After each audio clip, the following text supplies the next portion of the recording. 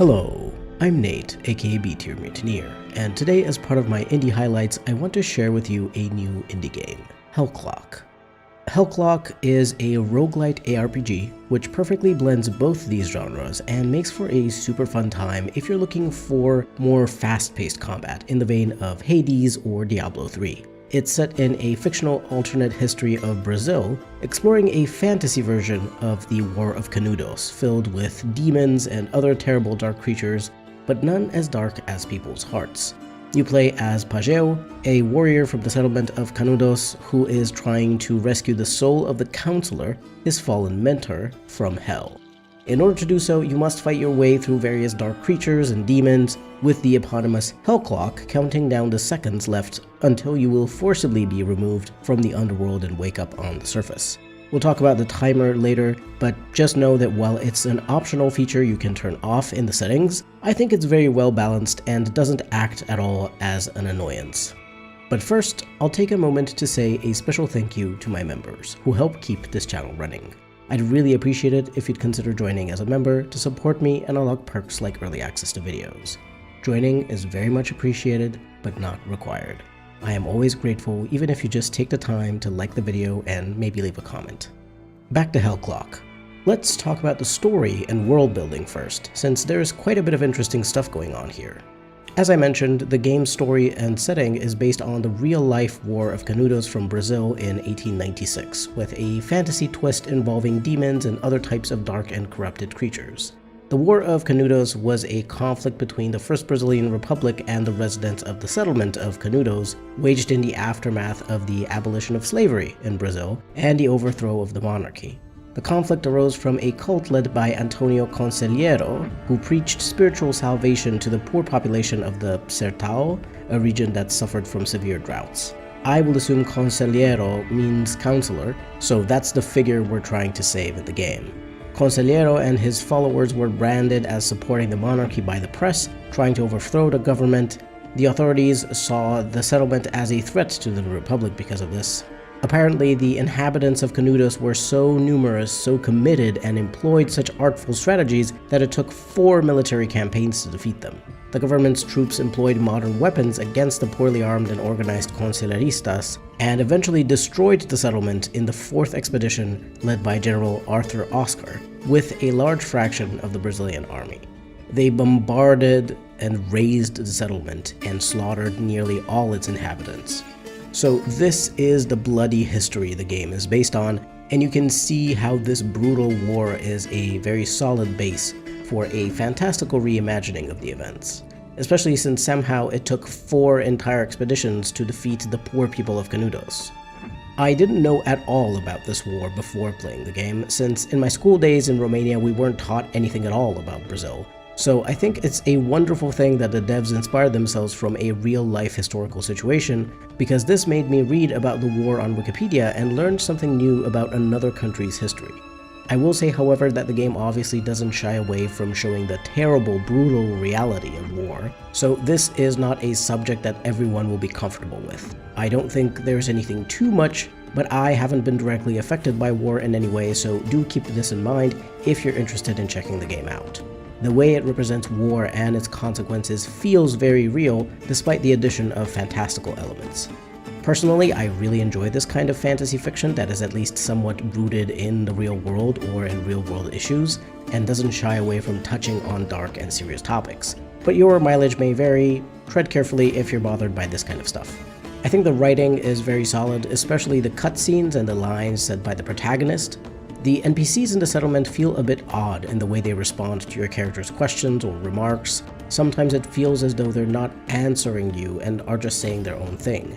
Though that may very well be intentional, since I get the feeling that all of these characters are undead revenants in a way. So maybe their soul isn't in one piece anymore. I imagine that the characters we interact with, and even the protagonist, are probably just the most powerful memories that remain of the people who were slaughtered in the war and their strong desire for vengeance. So while some of the character dialogue feels odd, it seems intentional to me and definitely adds to the overall strange feeling of a ghost town's last hurrah, of your journey in hell as the one who will deliver the inhabitants' dying wish. Anyway, I know lots of people who enjoy ARPGs don't care so much about the story, so that's all I'll say about it. But I'd like to highlight the fact that this game actually has a story, and a good one at that. It's very rare in the ARPG space that a game has a genuinely interesting and engaging storyline.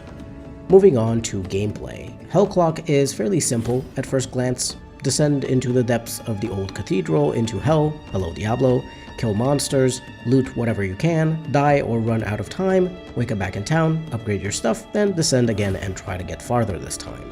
When described that way, it doesn't sound super exciting, but the gameplay just feels good. And there's a surprising amount of depth to discover and play around with. There is also a timer mechanic I promised to talk about. The game is called Hellclock after all.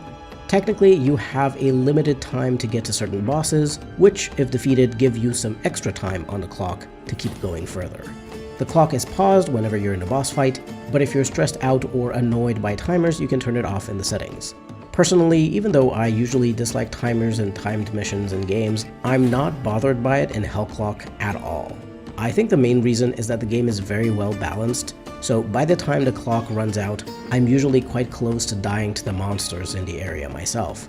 Fights are meant to be fast and snappy in Hellclock, so if a boss fight or even just an elite monster fight is going slowly, then it means your power is too low and you should likely go back to town anyway to upgrade your gear and abilities.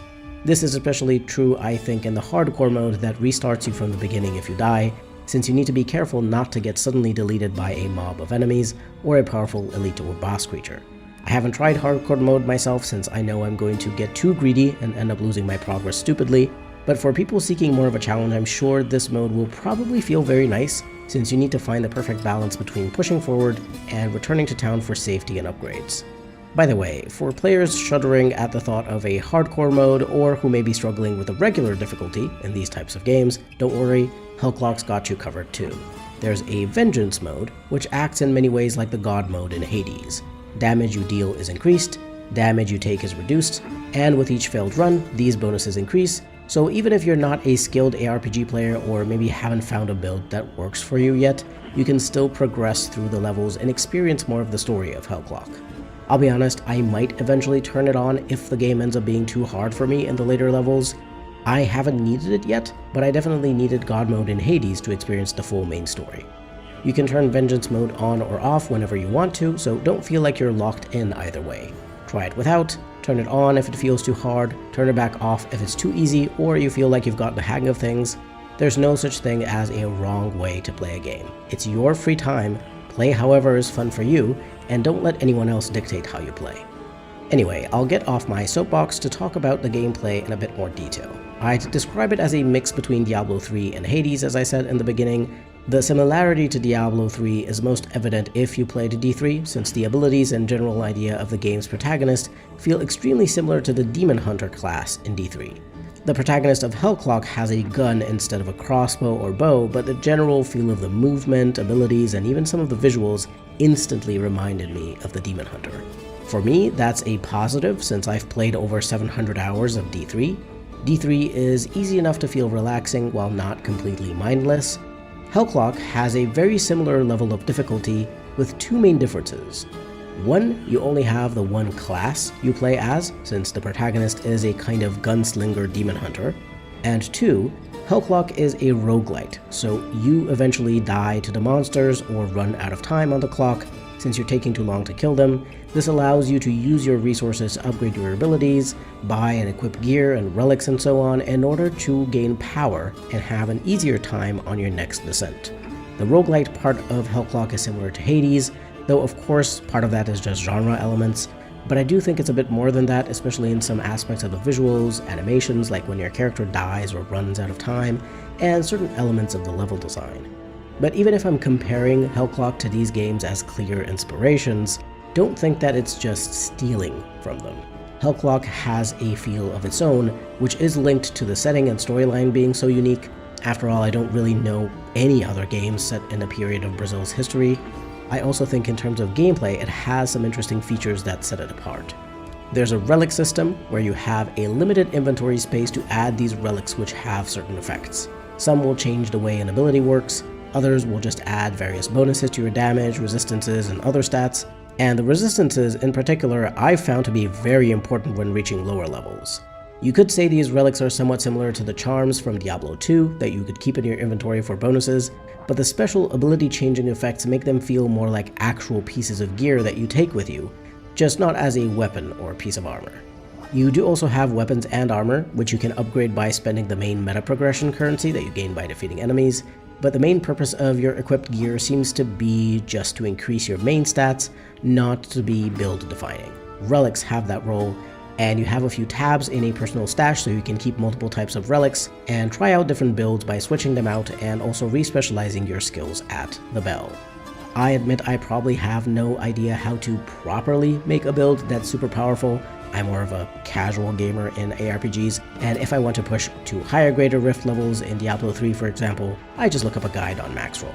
But I already found a favorite build which uses the double knives ability because you can move while channeling it, so you can do a kind of whirlwind spin to win build, similar to a strafe build if you've played Demon Hunter in D3. I always love these kinds of mechanically simple builds that don't require pressing too many buttons or worrying about various cooldowns and whatnot, and even with low level gear, artifacts, and skills, I was able to get pretty far in my first few hours of the game once I discovered the double knives ability, so I'm very happy with it. I'm sure there's a lot of other equally viable or even more powerful builds to discover, but I'm personally going to stick to more melee type builds because I like going right up in enemies' faces. I know you're supposed to be a gunslinger and all, but if I'm given the option to use melee skills, I will absolutely go that route. I always default to either a barbarian or a spellblade kind of character in games. I know I talked a lot about the gameplay, but let's be real, this is an ARPG, so the gameplay is the most important aspect of it. Moving on to the visuals and sound. I'm clumping them together because I don't have enough to say about them separately to warrant different sections.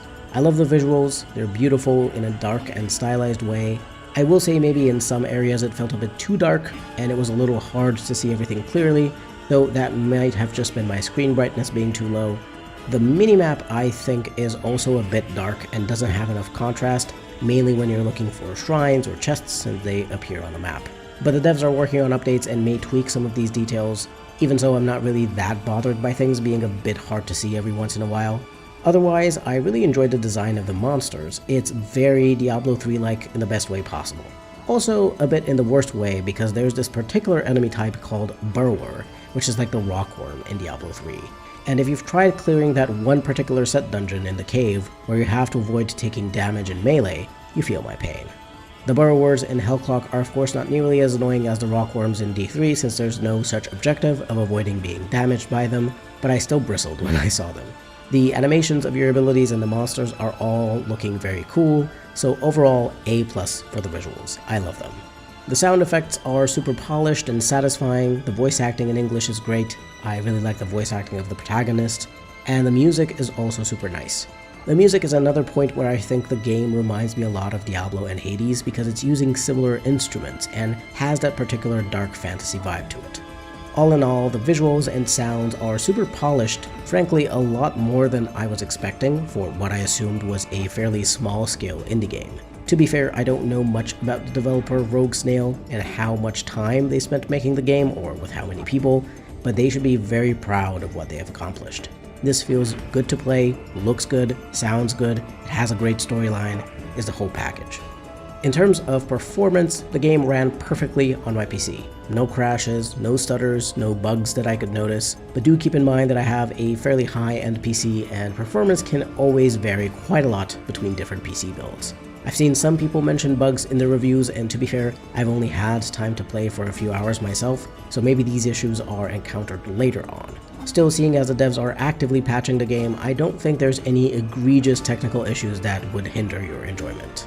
I will also mention something weird I noticed in the reviews here. Some people seem to be giving Hellclock a negative review because of some drama that happened in the game's Discord channel. Like, are you serious? You're going to negatively review a game that's actually good because of some random, very likely dumb online interaction in a Discord channel. That is a 100% optional place to be. So if you see a bunch of negative reviews, most of them are probably due to this community drama, whatever it is. I'll say it very clearly, I don't give a crap about drama, I just want to play good games, and Hellclock is a good game. So the conclusion is, I've been enjoying Hellclock a hell of a lot. because it's the perfect blend of ARPG and roguelite in a way that feels fun and satisfying to play and reminds me of some of my favorite games. I wholeheartedly recommend it for anyone who also enjoys these kinds of games, Diablo 3 and Hades in particular. I wouldn't say players who enjoy a ton of complexity, like in Path of Exile, would be super into this, since it's a much smaller and simpler indie game. But I could be wrong. For a price of €19.50 or $20, I think it's absolutely worth it and can provide you with dozens of hours of fun already. Plus, the devs are already working on implementing an endgame system, so there's that to look forward to as well. I hope you enjoyed this review and highlight of Hellclock. If you're looking forward to more videos about games I like, remember to subscribe, and leave a like and comment while you're at it too. They really help. This has been B Tier Mutineer. Thank you very much for watching, and I'll see you next time.